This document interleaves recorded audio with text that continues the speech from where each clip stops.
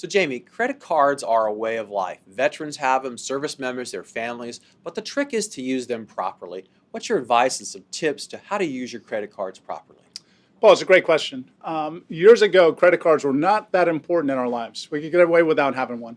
Now they're integral to everything we do. You need a credit card to open if you want to rent a car. It's critical now that we really work the credit card issue. Three types of credit cards out there. And these are the ones you really need to pay attention to. There's that high travel card. Most people don't need to do that one. It's $100 to $500 annual fee to use that credit card.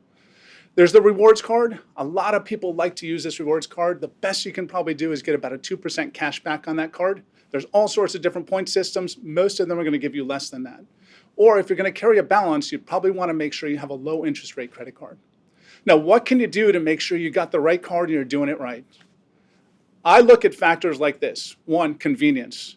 I will never spend money on a credit card that I can't pay off at the end of the month. It's a convenience factor for me. I would rather not carry cash and have coins in my pocket. I would rather make sure that I can pay with a credit card and get all those points massing for me down the road so I can use those for my benefit. I like it when it aggregates for me all the different charges I have in a month. I can use that to make sure I manage my budget properly. And so I can use that to make sure that I'm in the right place with my budget and working it properly. If you're using them negatively, if you're using it to extend your purchasing, if you're using it to sort of make sure that you can purchase things that you can't pay for at the end of the month, you're going to put yourself in a vicious cycle.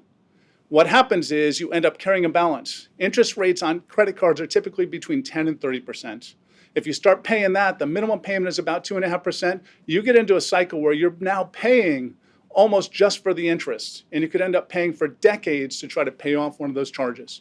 So for credit cards, be very careful in what you purchase. Make sure it's for convenience. Make sure it aggregates for you. Make sure you get the rewards you want, but stay away from carrying too much debt on credit cards. It puts you in a place where you're not going to be able to manage your finances going forward, and it's going to have a real ding on your credit score. It's great advice. Thank you. Perfect.